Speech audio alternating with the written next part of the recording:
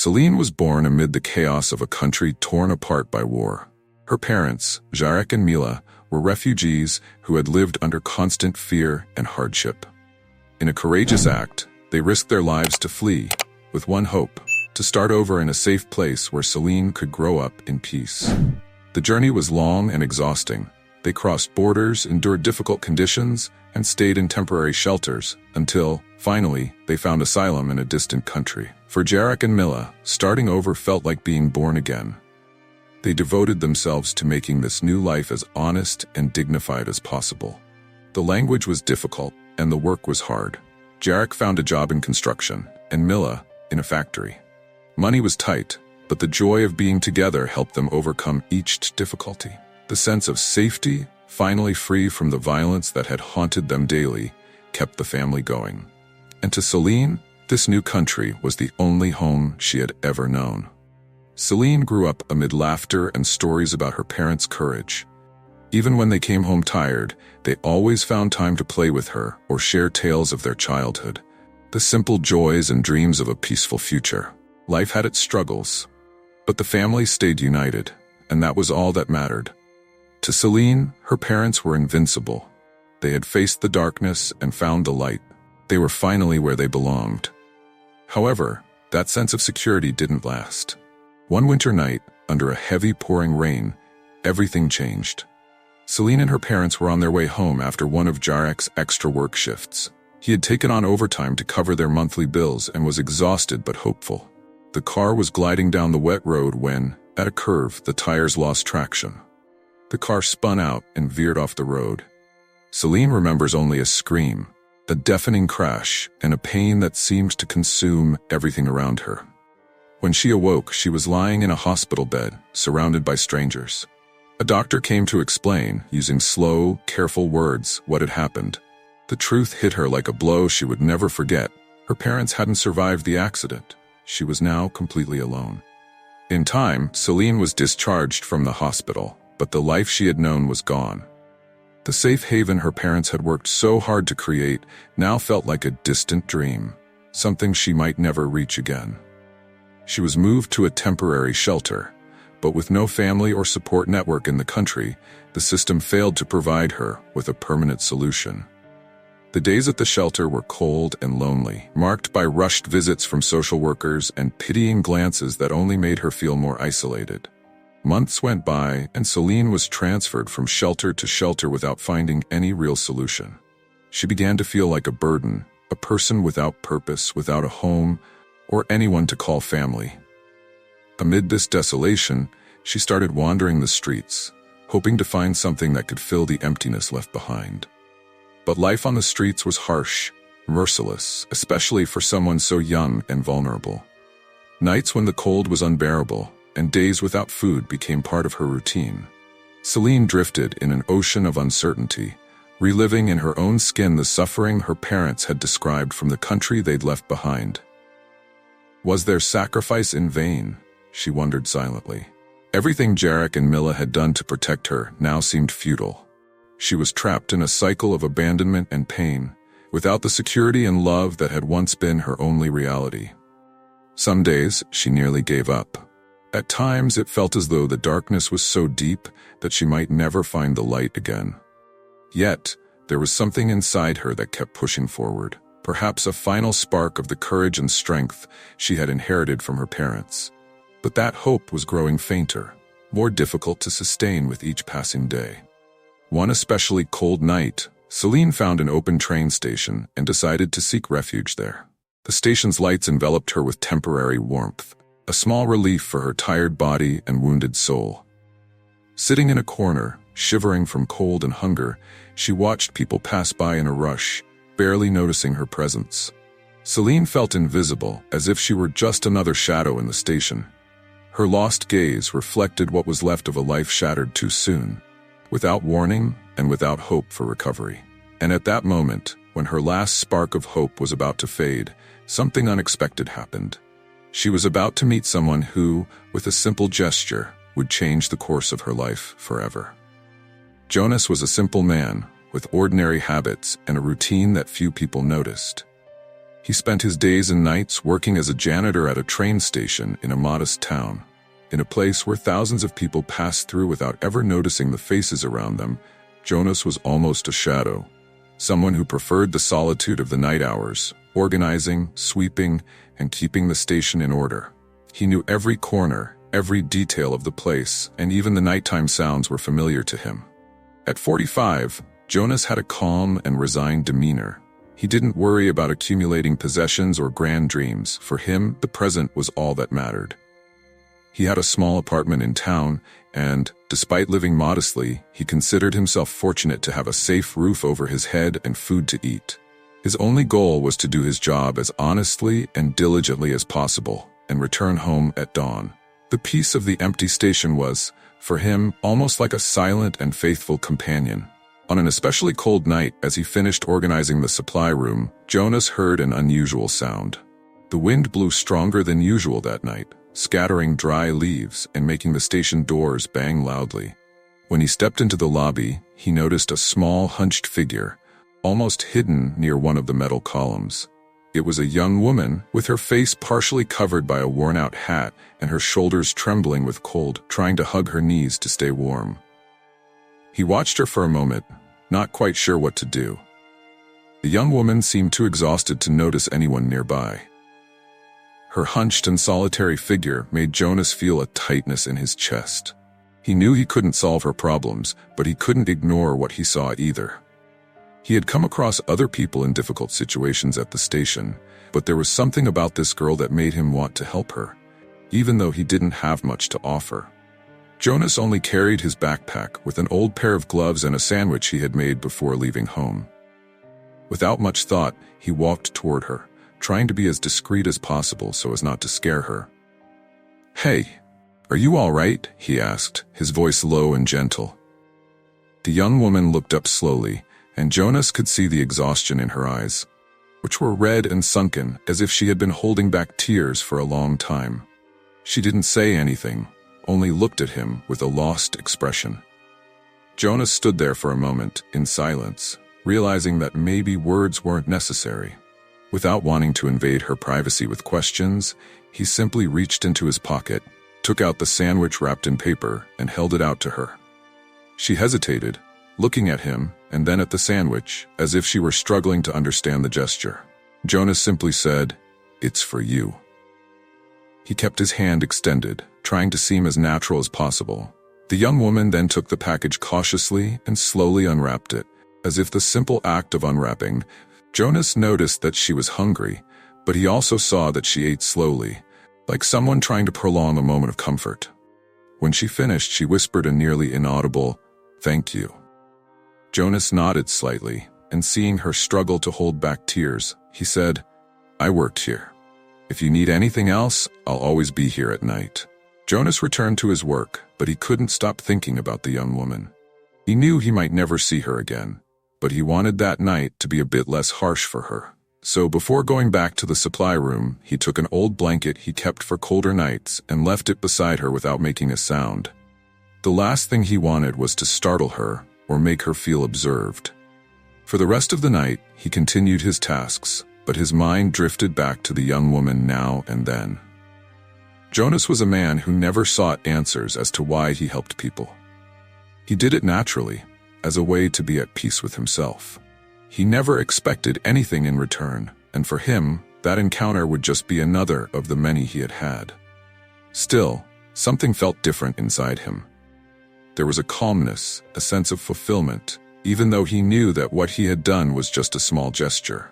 When his shift ended and the first rays of sunlight began to light up the station, Jonas left, thinking life would continue as usual. But as he passed by the bench where he had left the blanket, he saw that the young woman was no longer there. In her place, the blanket was carefully folded, as if she wanted to leave a sign of respect or gratitude. He picked up the blanket and stored it, feeling a gentle smile form on his face. That night remained in Jonas's memory as a simple encounter, but one that held a profound meaning. He didn't know what the future held for the young woman, or if she would ever remember him someday. To Jonas, it was just another way of showing compassion in a world where people moved too fast. always too busy to notice those around them. The days continued as usual for Jonas, though he had no idea that life was about to take an unexpected turn. After his encounter with the young girl on that cold night at the station, Jonas kept working in the same way he always had. He never saw her again, but from time to time, he would remember the scene, the weary look in her eyes, and how vulnerable she seemed. The blanket, now stored in the supply room, was a quiet reminder of that brief moment of compassion. Jonas's routine was simple but demanding. He worked night shifts and returned home at dawn, his body tired but with a sense of duty fulfilled. His life was indeed modest, and he never complained about the lack of luxury or comfort. He accepted what he had without great ambitions, content in the belief that each day was a new chance to do his best, even if he had little. But gradually, in ways almost invisible, things began to change for Jonas. The station where he worked went through a series of changes. A new administration took over, bringing plans to modernize the space and reduce costs. The cleaning department was one of the first to suffer cuts, and Jonas soon began to realize that his job was at risk. Supervisors started mentioning that with the arrival of new technologies and automated machines, the night janitor's work could be done with fewer staff. Jonas tried not to worry, but deep down, he knew the termination notice could come at any moment. And so it happened. On a rainy morning, he was called into the office and received the news he had feared. The job he had dedicated himself to for years, the one he considered an important part of his life, no longer needed him. The sense of emptiness was immediate. Jonas gathered his belongings, took one last look at the supply room where he had spent so many nights, and left the station. With no other options, he began living on odd jobs, accepting any temporary work he could find to pay rent and cover basic needs. He worked as a helper at a construction site, then at a grocery store, and occasionally made deliveries for a small neighborhood shop. Money was tight and insecurity constant. For Jonas, who had no savings or support network, each day was a new challenge. He needed every cent he earned just to survive. Months passed, and Jonas started to feel the strain in a way he had never experienced before. His body, no longer so young, resented the physical labor he was now forced to do. Without a steady job, he found himself in an uncertain situation and often wondered how he would pay the next rent. Over time, his financial situation became unsustainable.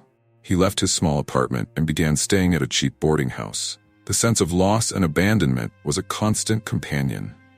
But even in the face of these hardships, Jonas maintained his same calm demeanor. He didn't complain and faced each obstacle with the same resilience he had always shown. Life had dealt him a series of challenges, and he accepted them without resistance. Little by little, he adapted to his new reality, never allowing himself to sink into self-pity. After a few months of instability, things got even worse. The boarding house where he was staying announced it would have to free up several rooms, and Jonas, with no stable residence or money to rent a new place, found himself out on the streets. Now, he became part of that invisible group of people who wandered the sidewalks, looking for a quiet place to spend the night. With only a bag containing a few belongings, he started moving around the city, seeking public shelters. Life on the streets brought a new kind of hardship. The nights were long and cold, and the days exhausting. He struggled to find a meal and a safe place to rest. Though he was in a situation of hardship, he kept his peaceful nature, trying to help those he met in shelters or on the streets, offering a comforting word or a gesture of solidarity. For Jonas, there was a sense of dignity in maintaining compassion, even when he himself faced scarcity. Over time, he began to frequent a municipal shelter, a modest place where he could find a bit of warmth and some food. There, he met other people who, like him, had lost the little they had, but still clung to a spark of hope. Conversations in the shelter were filled with stories of life, of people who had come from different paths and, for some reason, now shared the same fate. At the shelter, Jonas was respected by others. His tranquility and his ability to listen made him a comforting presence. The other residents felt that he was someone they could trust, a man who, even without having anything left, still offered understanding and patience. For Jonas, this bond with others was a consolation, a way to keep moving forward, even when the future seemed uncertain. The days at the shelter changed Jonas's life. The situation was hard, and each day brought new challenges. He lived without a clear destination, not knowing what lay ahead. Yet he kept going, adapting to the challenges life gave him, without losing hope that perhaps one day things might improve. For him, life was like a train station. People came and went, each with their own story, and he just watched them pass, now as an invisible part of that scene. The memories of his former life were like distant glimpses, images that came to mind when he was alone at night, lying on the thin mattress of the shelter. He thought about the station where he had worked for so long, the peaceful work days, and the people who passed by without ever noticing him. He also thought about the young woman he had met on that cold night, with her weary look and shivering body. To him, that encounter was a reminder that sometimes a small act of compassion could be all someone needed to carry on. A few years had passed since that night, when Jonas offered a sandwich and a blanket to the young girl at the station. He didn't know what had happened to her, but the gesture remained in his memory as a brief and simple chapter of his life. Now, he lived at the municipal shelter and had grown accustomed to the routine of that place.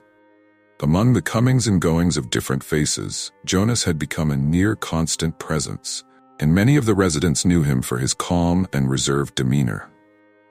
That morning, however, would be different. An unusual commotion filled the shelter. A group of volunteers from a charity organization had arrived to talk with the residents, hear their stories, and offer support. Among the volunteers was a woman who exuded a remarkable energy, with a brightness in her eyes that made her stand out from the others.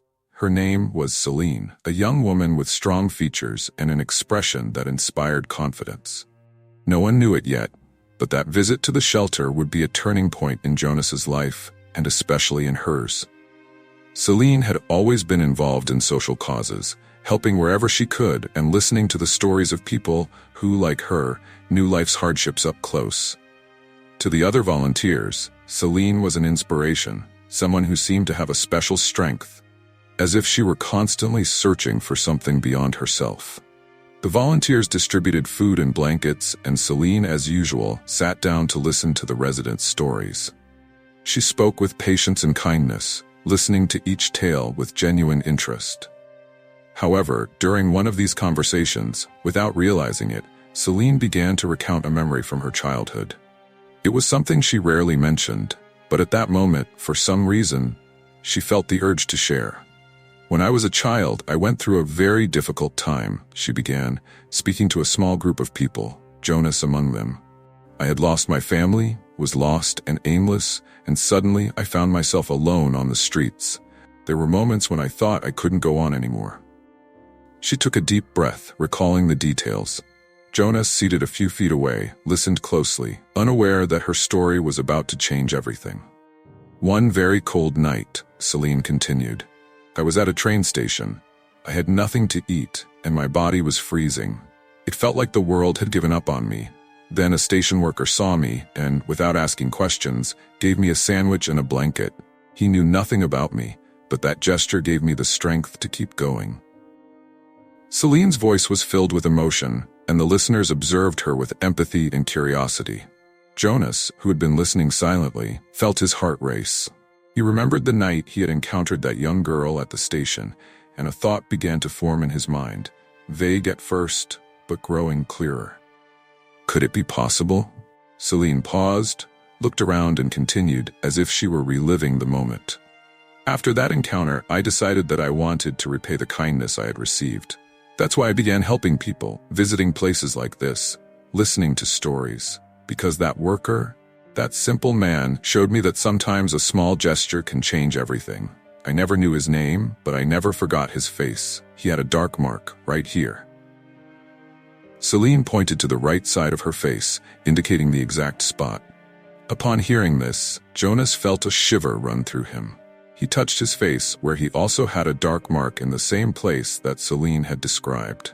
Memories of that night flooded back, and he realized that, unknowingly, he was standing before the same girl to whom he had offered a sandwich and a blanket so many years before. With a slightly trembling voice, he said, "Celine, I I think I am that man you're talking about." The group fell silent, and Celine looked at Jonas, shocked, as if trying to process what she had just heard. She examined his face more closely, recognizing the gentle expression and, of course, the dark mark. Her eyes filled with tears, and a smile spread across her lips as the memory of that cold night returned with perfect clarity. "It's you," Celine whispered, emotionally, moving closer to Jonas. "I can't believe I'm finding you after all this time." Jonas smiled, a shy smile that carried a deep peace. He'd expected nothing in return for his gesture, but seeing that lost and helpless girl, now transformed into a strong and confident woman, was a surprise he had never imagined. Celine knelt beside him and held his hand, letting her tears fall freely. "I never forgot what you did for me," she said, her voice choked with emotion. "That sandwich and that blanket, you have no idea how much they meant to me. I was so lost, so alone, and you made me feel like someone cared." Jonas, with the simplicity he always carried, replied, "I just did what I thought was right, Celine. Life is hard enough. If we can ease someone's burden a little, I think we should." The embrace they shared was filled with gratitude, emotion, and a connection that words could never express. The other residents and volunteers around them watched with a mix of surprise and emotion, as if they were witnessing something greater, something that transcended time and circumstances. After that encounter, Celine decided she couldn't leave Jonas in the shelter. She knew she had a mission, to repay the kindness he had shown her so many years before. The man who, with such a simple gesture, had changed the course of her life, now needed help, and she was willing to do everything she could to ensure he had the dignity and comfort he deserved. That same day, Celine spoke with the shelter's administrators and began to plan a way to give Jonas a better life. She knew he might not easily accept her help, as he was a man of quiet pride, but she was determined to do her best to offer him the chance at a new life. For Jonas, the reunion with Celine was more than a surprise. It was a sign that, even when he felt forgotten, the kindness he had cultivated throughout his life had brought something good. The peace he felt upon finding her again was profound, and the gratitude he read in her eyes brought a sense of purpose that he hadn't felt in a long time. After the reunion with Jonas, Celine couldn't get his serene expression out of her mind, that calm and grateful look, as if he no longer expected anything from life. She knew he hadn't helped her to receive anything in return. Jonas's kindness was genuine, spontaneous, and that made it even more special. But now it was she who felt she had a mission. That debt of gratitude, that urge to give back, surged within her with overwhelming force. That same night, Celine lay awake, thinking of ways to help him in a meaningful way. She knew Jonas was a humble person who would likely hesitate to accept any financial help. So she decided to approach it naturally, making it clear that he had every right to decline if he felt uncomfortable. Yet, she also knew that he deserved a chance to start over, and she wanted to be there beside him on that journey. The next day, Celine returned to the shelter with a proposal. She found Jonas sitting in his usual corner, chatting with one of the residents and sharing a hot cup of coffee someone had donated. He seemed at peace, despite his circumstances, and Celine felt a quiet admiration for this man who, even in the face of the greatest adversity, maintained the same calm spirit. She waited until he was alone, then approached him, sitting beside him. "Jonas," Celine began, her tone light, "I've been thinking a lot since yesterday." He looked at her, curious, but with the same tranquil expression as always. What if I could help you in some way? I mean, with all this, your situation, your life, what do you think?" Jonas smiled slightly, perhaps already expecting something like this, but his response was simple. "Celine, I'm truly grateful, but you've already done so much just by remembering me. There's no need to worry." Yet, she sensed a quiet resistance there, something he wouldn't directly say, but that she could feel. Jonas was a man of principle and modest pride, and Celine knew she needed to tread carefully. She sighed and decided to try a different approach. "I understand, Jonas, but think about it. You're a person with so much experience and wisdom. I was thinking, I work at an organization that helps people in vulnerable situations, as you know. What if you came to work with us? You could help with the activities, support others, just like you once did for me. In fact, I don't think there's anyone better than you to understand the value of a helping hand." Jonas became thoughtful, and Celine sensed he might be considering the idea. After a few moments, he replied, "Look, I never thought of something like that. I don't know if I'm the right person for it, Celine. My life has always been so simple." But she insisted with a smile. "And that's exactly why you're perfect for the role, Jonas. Sometimes it's simplicity that helps the most. I learned that from you, you know?"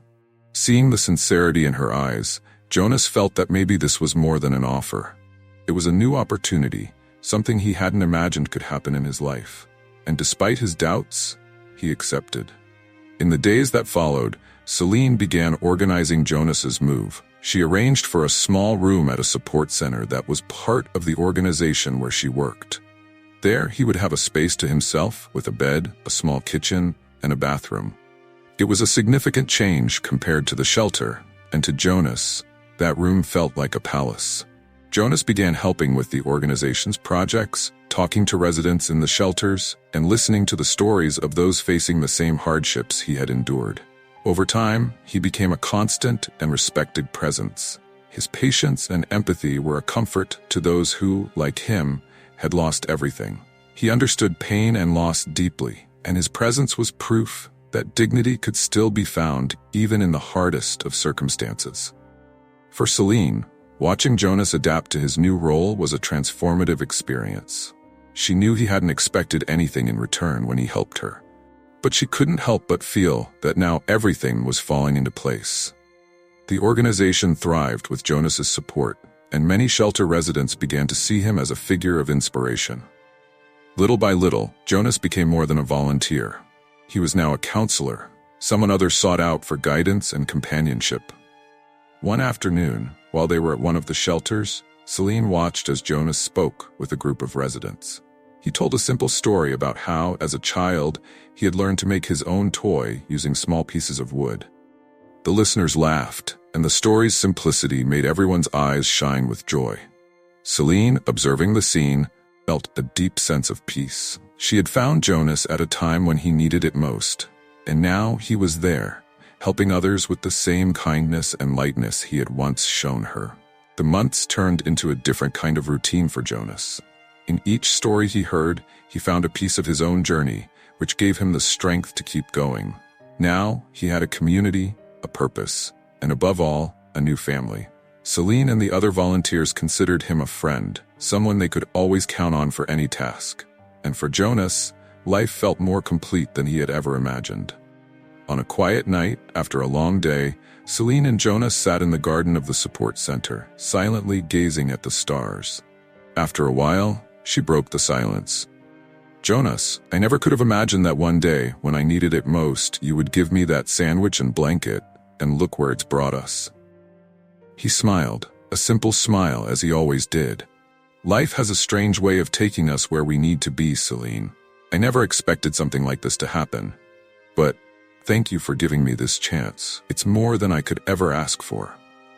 Celine looked at him, and for a moment felt a gratitude so profound that words failed her. Jonas now had a life filled with meaning. Their story, which had begun with an unassuming gesture at a train station, had taken root and transformed not only his life but also the lives of many around him. For Celine, their reunion was proof that kindness really could change the world. And for Jonas, it was a chance to start over, a new road where he could finally find peace and purpose. Months had passed since Jonas started working alongside Celine at the organization. He now had a safe home, a renewed purpose, and a new family he had found among the volunteers and the people he helped. For Jonas, life had changed in deep and unexpected ways, and he never tired of silently thanking fate for the reunion with Celine, the young girl he once helped with a simple sandwich and a blanket. Jonas came to know even more about Celine's story. She shared with him the dreams and fears of her childhood, the courage of her parents, and the lessons of resilience she had learned from them. He listened attentively, recognizing in her the strength that life had taught her. Celine had become a true friend to Jonas, someone with whom he shared long conversations, full of memories and promises for the future. And at the same time, she saw him as a father figure, a wise presence who comforted her. At the support center, Jonas helped organize activities, listened to the residents' stories, and offered guidance to those in need. He had become a safe haven for many, someone they sought for advice and companionship. His ability to listen and appreciate both words and silences made him a comforting presence. For Jonas, it was a joy to realize that his life now touched so many others. He had found a purpose he had never imagined, and seeing the gratitude in the eyes of those he helped, he felt that every day was a new gift. Celine also grew through her work alongside him. She observed how Jonas helped people simply, without expecting anything in return, with the sole intention of making the world a lighter place. And it was in this spirit that the organization began to grow even more. With support from new sponsors and volunteers, they managed to open additional support centers in other cities. Celine and Jonas became known among the shelter residents, and their names circulated in the stories of people who were given a new chance. One day, during a visit to one of the new centers, a young woman approached Jonas with a shy smile. She was in a vulnerable situation, looking for support to find a job and rebuild her life. Jonas welcomed her with the same attention and kindness he always showed. As he listened to her story, he remembered the night he had offered the sandwich to Celine, and a profound sense of fulfillment washed over him.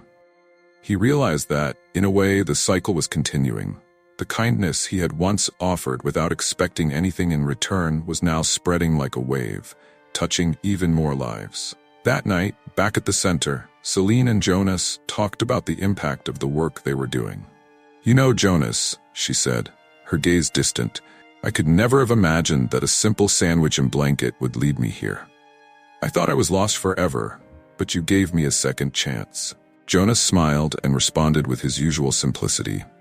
"That's life, Celine. Sometimes a tiny spark is all we need to ignite a new flame. You were that spark for me too. Since we began this work together, I feel like I found my place. It's as if everything I went through led me to this moment, to be a part of this story." They embraced in silence, understanding that their friendship had become something greater, a bond that now connected not just them, but everyone who had found support along this journey. Together, they had created a chain of solidarity stronger than any hardship. Jonas, once a simple station worker, was now a fulfilled man, someone who had found purpose and meaning on the path of kindness. At the end of that year, the center organized an event to celebrate their achievements. Celine took the stage and, standing beside Jonas, shared the story that had brought them together. She recounted the cold night at the station, the sandwich, the blanket, and the life-changing impact that small gesture had on her. The audience listened in silence, moved, and many couldn't hold back their tears. Jonas stood beside Celine, his gaze serene and his smile gentle. He had never imagined that such a simple gesture could lead to something so grand. And as he listened to Celine recount the story, he felt a profound peace, as if every moment of his life had fallen into place to lead him to that moment. As the event ended and the lights dimmed, the flame of kindness continued to shine. Jonas and Celine knew they had created something larger than themselves. That cycle of kindness was now expanding to other cities, other lives, and Jonas felt at peace, knowing that wherever his journey led, he would always have a family by his side.